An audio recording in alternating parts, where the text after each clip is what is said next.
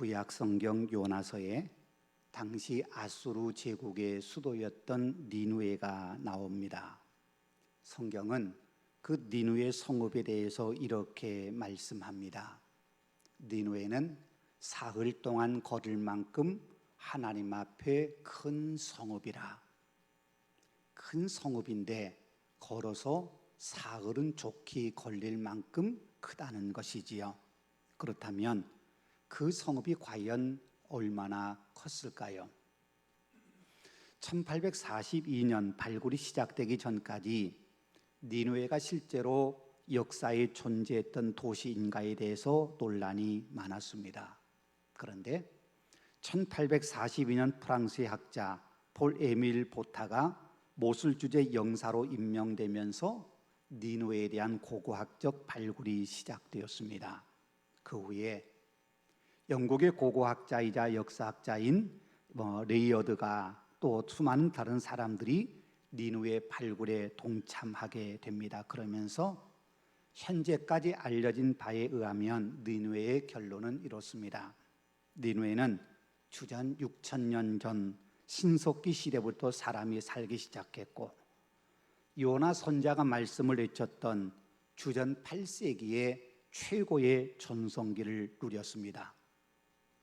당시 니누의 성은 그 둘레가 13km에 이르는 장방형의 성벽으로 둘러싸여 있었고 성읍의 인구가 12만 명이나 될 정도로 엄청나게 크고 넓은 도시였습니다. 그 도시 한편으로는 티그리스 강이 흐르고 있었고 해저와 강으로 둘러싸여 있는 견고한 성체였습니다. 그런데 그렇게 크고 견고한 니누의 성읍이 주전 612년 바벨론과 메대에 의해서 점령당해 처절하게 파괴되었고 그 후 티그리스 강과 고스르 강의 범람으로 완전히 땅에 묻히고 맙니다. 무려 2400년 동안이나 그 도시가 있었는지도 모를 정도로 말입니다. 여러분, 왜 고대사에서 가장 큰 성읍 가운데 하나인 니누에가 견고하게 세워졌던 그 성읍이 그렇게 파괴되고 감추어진 것일까요?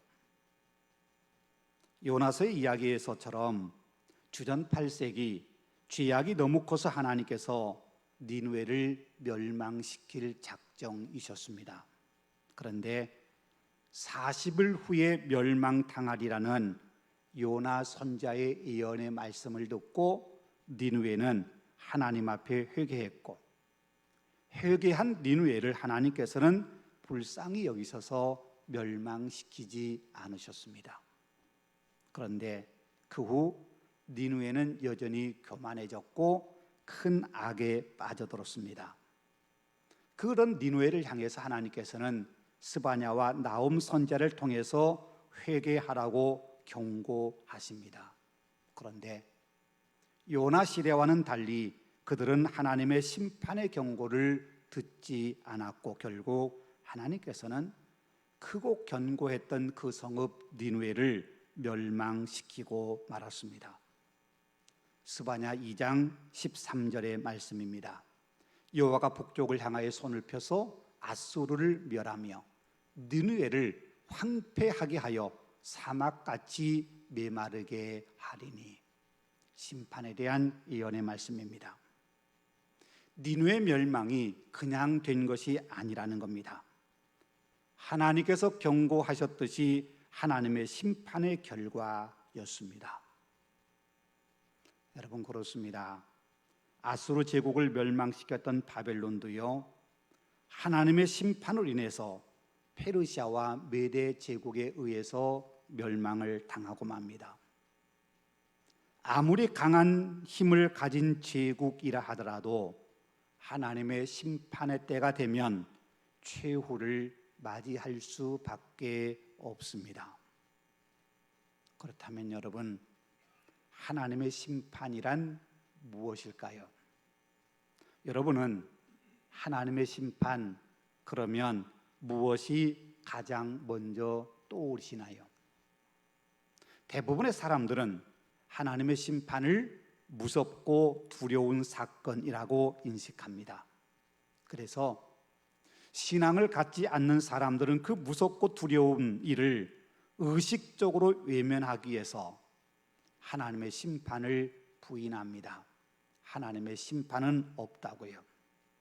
하나님의 심판이 없다고 생각해야 자기 마음대로 살 수 있거든요. 하나님의 심판을 인정하면 마음이 불안하고 자기가 하고 싶은 거 마음대로 할 수 없거든요.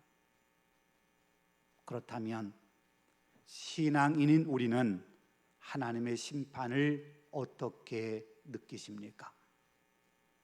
우리도 믿지 않는 사람들처럼 하나님의 심판이 혹 두렵고 무서움으로 느껴지지는 않습니까? 하나님께서 심판하실 때가 가까웠다고 생각되면 불안하고 가슴이 두근두근 거리진 않으십니까? 우리 믿음의 사람들에게 하나님의 심판은 두려움이 아니라 기쁨의 소식입니다. 오늘 본문 16절에 사도 바울은 이렇게 말씀합니다. 곧 나의 복음에 이른 바와 같이 하나님이 예수 그리스도로 말미암아 사람들의 은밀한 것을 심판하시는 그날이라. 하나님의 심판이 곧 복음이다. 그렇게 사도 바울은 선언합니다. 복음이란 기쁜 소식입니다. 그렇다면 심판 역시 기쁜 소식이라는 겁니다. 여러분, 하나님의 심판이 정말 기쁜 소식일까요? 맞습니다. 하나님의 심판은 기쁜 소식입니다. 하나님의 심판은 복음입니다. 세상의 수많은 사람들이 심판을 두려워하는데 왜 심판이 복음일까요? 심판이 복음인 몇 가지 이유가 있습니다. 그 첫 번째는 심판은 악과 불의와 죄악이 끝장나는 날이기 때문입니다. 우리 인간이 범죄에 타락한 이후 이 세상엔 온갖 불의와 불법, 죄악이 판을 치는 사회가 되었습니다. 물론 선하게 살려 하는 사람도 있습니다만 대부분 선하게 살려 하는 사람들은 늘 악을 일삼는 사람들에 의해서 핍박을 받고 고난을 겪어내야 합니다. 선하게 살려 하는 사람들보다도 악을 행하는 사람들이 더 세상의 권력을 휘두르고 있고 더 세상에서 득세하기 때문입니다. 그래서 선하게 살려 하는 사람들은 늘 약자가 되어서 고통을 겪으며 참아내며 살아야 할 때가 많습니다. 특별히요, 믿음의 사람들은 믿음을 따라 살아야 하기 때문에 악과 손잡고 살 수 없습니다. 여러분, 초대교회를 한번 생각해 보십시다. 로마 제국이라고 하는 어마어마한 권력이 기독교를 박해했지만 그에 대항할 힘이 교회에는 없었습니다. 그래서 수많은 사람들이 박해로 인해서 목숨을 잃고 삶의 터전을 빼앗길 때도 목소리 한 번 제대로 낼 수가 없었습니다. 억울하게 누명을 썼을 때 아무리 반론을 제기해도 그 말에 귀를 기울여주고 그의 억울함을 풀어주는 권력자는 아무도 없었습니다. 그때 믿음의 사람들에게 희망은 오직 하나, 하나님의 심판뿐이었습니다. 이 세상의 엄청난 권력과 힘으로 의롭고 바르게 살려 하는 사람들을 박해할 때 그 박해를 끝낼 수 있는 방법은 하나님의 심판밖에 없다고 생각했습니다. 그리고 힘없는 사람들이 억울한 일을 당할 때 그것을 보복할 힘이 자신에게는 없지만, 우리들에게는 없지만 하나님께서 반드시, 의로우신 하나님께서 반드시 자기들을 대신해서 악에 대해서 징벌해 주실 것을 기대했습니다. 그날이 심판의 날입니다. 그건 오늘도 마찬가지지요. 아무리 민주화된 사회라 하더라도, 또 정의를 외치는 사람이 많을지라도 우리가 알지 못하는 곳에 여전히 악이 진리를 박해하는 사람, 일들이 수없이 많이 일어나고 있습니다. 때로는 그게요, 먼 남의 이야기만이 아닙니다. 나의 현실이기도 합니다. 주변 사람들에게 억울한 일을 당했을 때 법이 그에 합당한 형벌과 징벌을 내려주면 좋을 텐데, 그렇지 못해서 우리는 때로 너무 억울해 잠을 자지 못할 수도 있습니다. 어찌 오늘 같은 세상에 이런 일이 일어날 수 있느냐고요. 그렇게 울분을 토할 때도 있습니다. 때로는 내가 피해자인데 마치 내가 가해자인 것처럼 누명을 쓸 때도 있습니다. 아무리 하소연해도 아무도 그 말을 들어주지 않을 때도 있습니다. 끔찍한 억압과 폭력을 당했을 때 우리를 보호하거나 대변해 줄 사람이 없을 때도 있습니다. 때론 그런 일을 당하면 가슴에 응어리가 져서 살 소망마저 사라져버림을 느낄 때도 있습니다. 그래도 우리가 용기를 내어 살아가는 이유는 내가 그런 힘든 상황 속에서 할 수 있는 일은 아무것도 없지만 그래도 하나님께서는 알아주시고 하나님께서 해결해 주실 날이 반드시 있을 거라는 기대 때문입니다. 거짓을 일삼고 악을 밥 먹듯 행하는 사람들이 이 세상에서 출세하고 똥똥거리는 모습을 보면서 이 땅에 진정 정의란 없단 말인가 하고 탄식이 터져 나올 때 우리가 가질 수 있는 희망은 오직 하나, 그래도 정의로우신 하나님이 심판하실 날 반드시 온다는 사실입니다. 나는 복수할 수도 없고 나의 억울함이 풀려지진 않지만 의로우신 하나님이 나의 억울함을 풀어주실 때, 나를 대신해서 심판하실 때가 반드시 온다는 믿음을 갖는 겁니다. 세상의 정의로는 악을 바로잡지 못하지만 만왕의 왕이신 하나님께서 심판주로 임하실 때에는 정의가 진정한 힘을 발휘할 겁니다.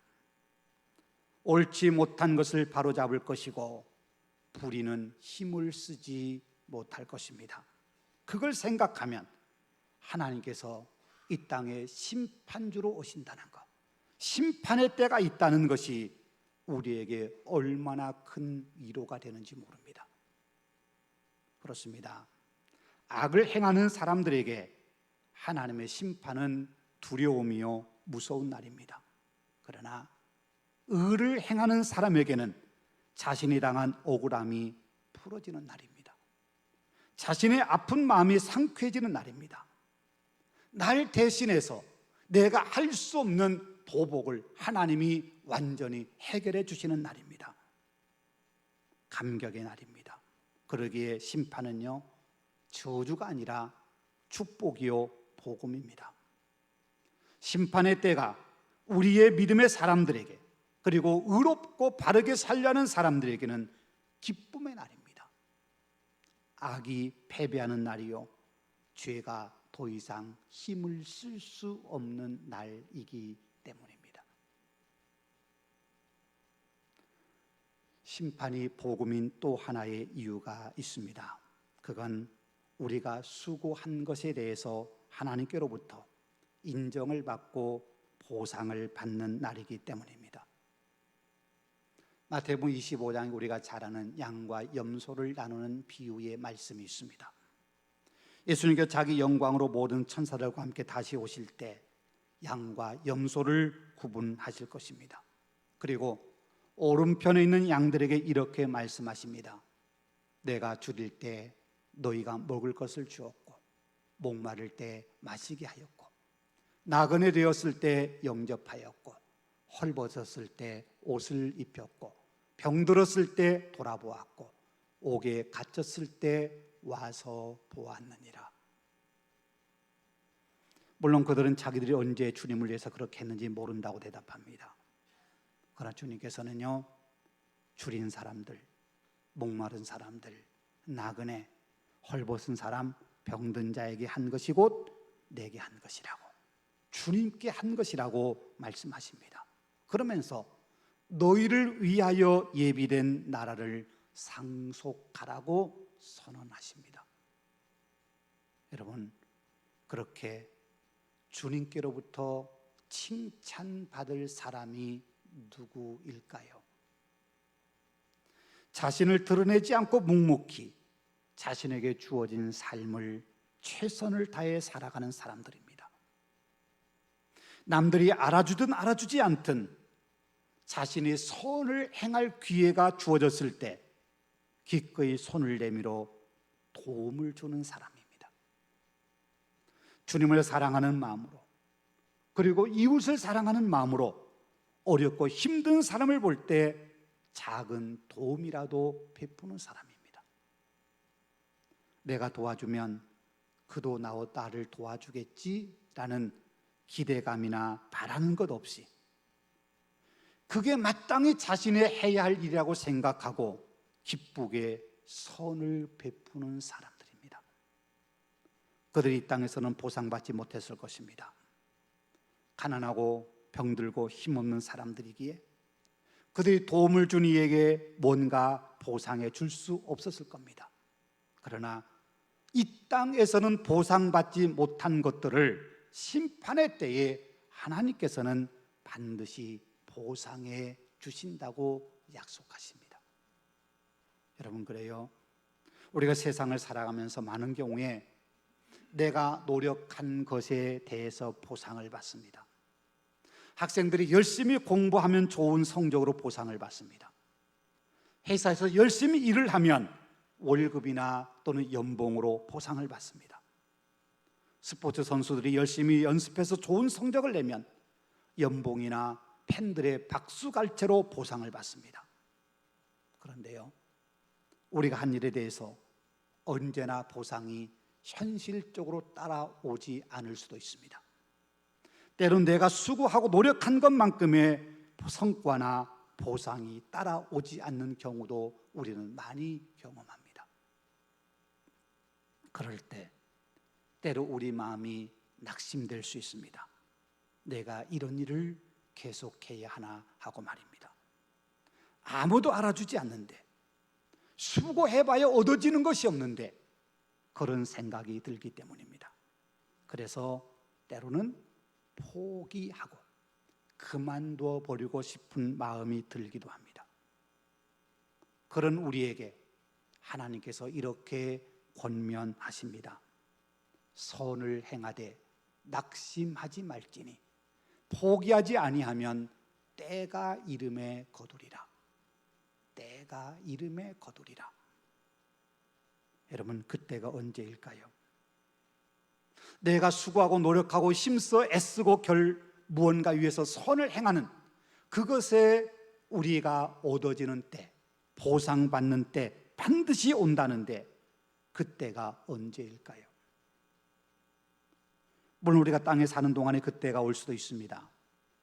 지금은 아무런 열매도 보이지 않다가 어느 순간에 내게 열매가 나타날 수도 있습니다. 그러나 많은 경우 이 땅에 사는 동안 우리가 기대했던 보상, 열매가 맺혀지지 않을 수도 있습니다. 그럴지라도 낙심하지 말라는 겁니다. 그럴지라도 낙심하지 말라. 이유는요, 거두는 때가 반드시 있기 때문입니다. 언제요? 하나님이 심판하시는 때, 하나님이 심판하시는 날. 하나님께 심판하시는 날은 우리가 수고하고 선을 행한 것, 우리가 하나님의 영광을 위해서 힘쓰며 믿음으로 살았던 그 삶에 대해서 하나님께서 보상해 주시는 날입니다. 그러기에 우리가 선을 행하고 하나님의 선하신 뜻을 이루는 일을 게을리 해서는 안 됩니다. 반드시 하나님께서 갚아주시는 날이 오기 때문입니다. 그날이 바로 심판의 때입니다. 그래서 심판은 복음입니다. 그래서 심판은 기쁜 소식입니다. 심판은 하나님께 인정받고 칭찬받을 뿐만 아니라 이 땅에 우리가 뿌린 것에 대해서 거둘 수 있는 때이기 때문입니다. 이 땅의 삶에서 선의 씨앗을 뿌리지 않는 사람들은 거두는 것이 없기 때문에 심판의 날이 저주의 날이 될 겁니다. 이 땅에서 하나님의 영광을 위하여 나의 삶을 한 번도 희생해 본 적이 없는 사람들에게, 그들에게는 하나님의 영광이나 보상이나 칭찬이 없기 때문에 그들에게 심판의 날은 공허한 날이 될 겁니다. 이 땅에 사는 동안 악을 행하고 거짓을 삼으며 이웃에게 야박하게 대하는 사람에게는 그가 행한 대로 심판을 받기 때문에 그들에게 심판은 두려움입니다. 결코 기쁨의 날이 될 수 없을 겁니다. 그런데 주님을 위해서, 그리고 이웃을 위해서 선을 행하고 의롭고 경건하게 살아가는 사람들에게는 이 심판이 기쁨의 날이요, 보상의 날이요, 축복의 날이 될 겁니다. 심판이 복음인 세 번째 이유가 있습니다. 그건 심판을 통해서 우리의 구원이 완성되기 때문입니다. 우리가 이 땅에 믿음으로 산다는 것은 자기를 부인하고 주님을 닮아가는 삶을 사는 겁니다. 그 삶을 살아가는 어간에 우리는 참 힘든 여러 가지 노력을 해야 됩니다. 믿음으로 구원을 받아 이 땅에 살아가지만 우리는 여전히 부족함을 안고 살아갑니다. 하나님의 도우심을 의지하며 살지만 때로는 유혹에 흔들리기도 하고 때로는 악에 넘어져 빠지기도 합니다. 선한 마음으로 힘써 믿음의 길을 달려가지만 가다 보니 잘못된 길로 와 있음을 보게 되는 경우도 있습니다. 이 땅을 살아가는 동안 우리가 믿음으로 살지만 여전히 불완전한 삶을 살아갈 수밖에 없는 겁니다. 그래서 늘 우리는 긴장해야 됩니다.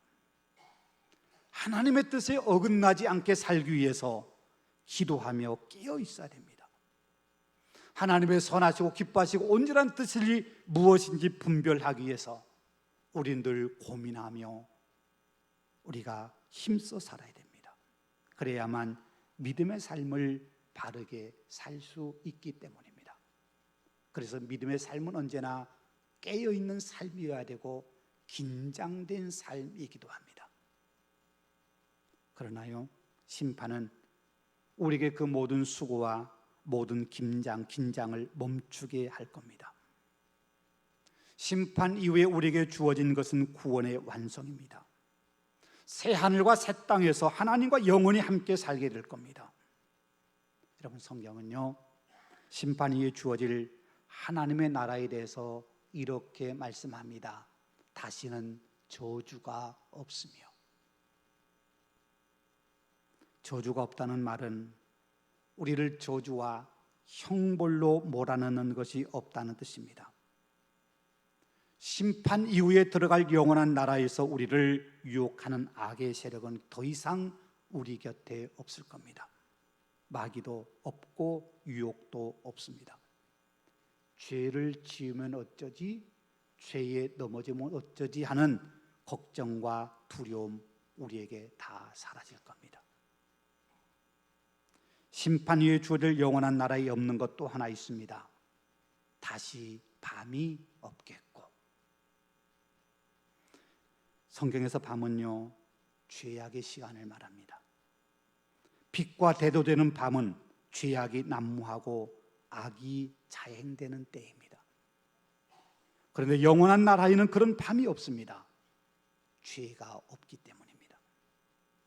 그곳에는 빛이신 하나님이 계시기 때문에 밤이 머물 수 없습니다. 빛이신 하나님은 죄와 함께 하실 수 없는 분입니다. 하나님이 통치하신 곳에는 죄가 더 이상 존재할 수 없습니다. 심판 이후에 우리가 들어갈 나라가 바로 그런 나라입니다. 하나님이 빛으로 계시기에 죄가 없습니다. 그래서 밤이 존재하지 않습니다. 죄가 없기에 죄가 우리를 유혹할 수 없습니다. 죄가 없기에 우리가 죄의 종로로 타지 않습니다. 마음껏 하나님의 평강과 하늘의 은혜를 누리며 살 수 있습니다. 여러분, 언제 우리가 그런 파라다이스를 누릴 수 있을까요? 언제 우리에게 그런 파라다이스가 완성될까요? 하나님의 심판이 이루어진 이후입니다. 하나님께서 심판을 통해서 모든 죄와 악을 멸하실 것이기 때문에 심판 이후에 하나님의 나라에는 죄가 없습니다. 바다도 없고 밤도 없습니다. 온전한 나라, 우리가 꿈꾸는 바로 그런 나라가 이루어집니다. 그것이 바로 구원의 완성입니다. 우리가 하나님의 나라를 사모한 이유가 바로 그겁니다. 하나님 나라는 모든 것이 평화입니다. 모든 것이 회복되어 영광을 누리는 나라입니다. 그것이 우리의 영원한 바람이고 그 바람은 심판을 통해서 완성됩니다. 그래서요, 심판은 우리의 구원을 완성하기에 복음이고 기쁜 소식입니다. 여러분, 여전히 심판을 두려워하는 사람들이 있습니다. 믿음으로 살지 않는 사람들입니다. 선을 행하지 않고 자기 욕망을 위해서 살고 자신의 이득을 위해서 남을 짓밟는 사람들입니다. 그들에게 심판은 반드시 두려움입니다. 어떤 일은 그런 심판을 외면한 채 살아갑니다. 그래야 자신들이 이 땅에서 마음껏 편안히 살 수 있기 때문입니다. 그렇다고 그들에게 심판이 피해가진 않습니다. 올보문 12절 이하에서 그걸 말씀합니다. 율법 없이 살았다고 심판을 피할 수 있는 것 아닙니다. 율법 없이 범죄한 사람들은 율법 없이 심판을 받을 겁니다. 율법을 받고 율법을 알매도 범죄한 사람들은 율법으로 말미암아 심판을 받을 것입니다. 어느 누구도 심판을 피해 갈 수는 없습니다. 그런데 그 심판이 두려움이나 형벌이 아니라 복음이요 축복인 사람들이 있습니다. 바로 믿음의 사람들입니다. 믿음으로 살려고 몸부림치는 사람들입니다. 믿음으로 사는 우리들입니다. 심판은 불의와 악이 끝장나고 우리의 억울함이 풀어지는 날입니다. 심판은 우리가 주님을 위해서 그리고 이웃을 위해서 수고한 것에 대해서 칭찬과 보상을 받는 날입니다. 또한 심판은 우리의 구원이 완성되는 날입니다. 그래서 심판은 우리에게 복음입니다. 심판은 우리에게 축복이요 기쁜 소식입니다. 심판은 우리에게 참된 소망의 날입니다. 디모데후서에서 말씀하십니다. 하나님이 우리에게 주신 것은 두려워하는 마음이 아니요 오직 능력과 사랑과 절제하는 마음이니. 그래요, 하나님은 당신의 백성인 우리가 두려움 가운데 사는 거 원치 않으십니다. 심판을 말씀하신 것도 우리를 두렵게 하심 위함이 아니라 우리에게 소망을 가지게 하심 위함입니다. 심판은 복음이요 심판은 기쁜 소식이기